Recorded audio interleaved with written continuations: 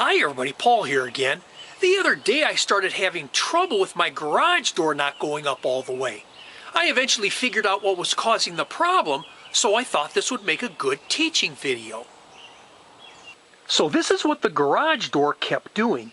Whenever I pushed the garage door opener button on the wall or the remote in the car, the door would go up about 1 foot and then stop.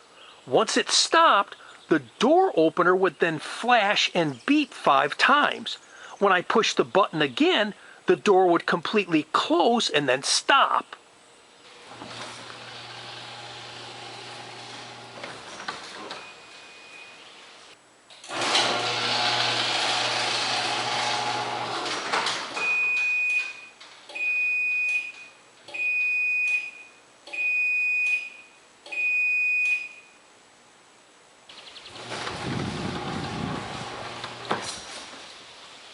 So if this ever happens to you, here's some things to look for that might fix this problem.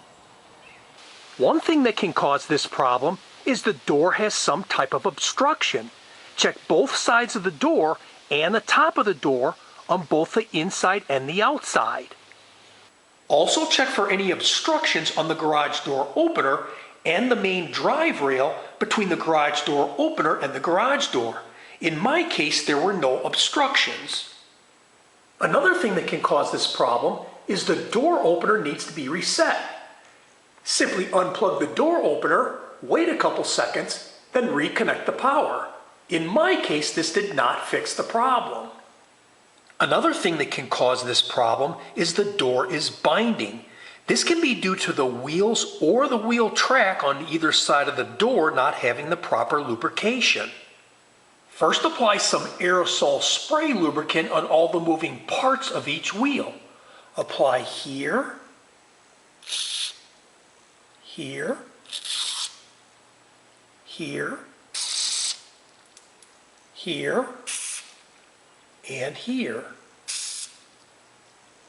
Next, take some general purpose grease and apply it to the outer wheel surface of each wheel.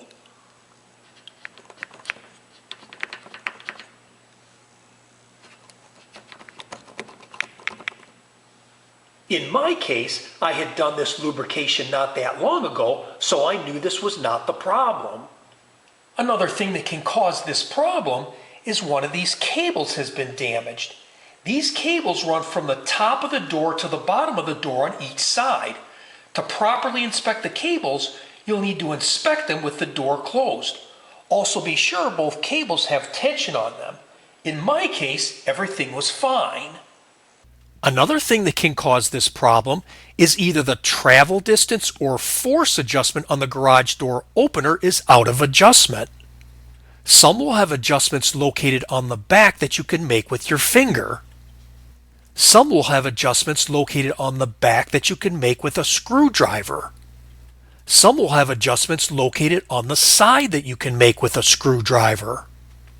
Whichever type you have, you'll need the owner's manual to make the proper adjustments.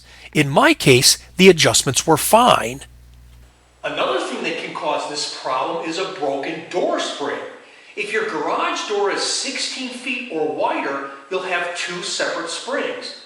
The purpose of these heavy-duty springs is to store mechanical energy which helps lift the door.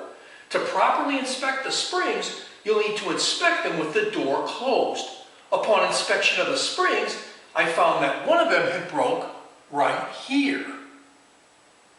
The average garage door spring, if correctly installed, should last about 10,000 cycles of opening and closing. That means if you only go in and out of your garage once a day, you can expect a new spring to last around 14 years until it breaks. If you have more than one spring and one of them breaks, then they both need to be replaced at the same time.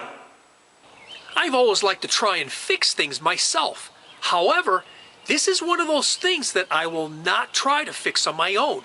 Replacing a garage door spring is not only difficult, but it can also be incredibly dangerous. People have been seriously injured and even killed trying to replace garage door springs. Trust me when I say this, that trying to do this job yourself to save a few bucks is a bad idea. Instead, hire a professional that does it all the time who has the necessary knowledge, skill, and special tools. I hope you found this helpful, and if you like this video, please hit the like button below, share it with your friends, and please be sure to subscribe. God bless you and have a great day. Bye for now.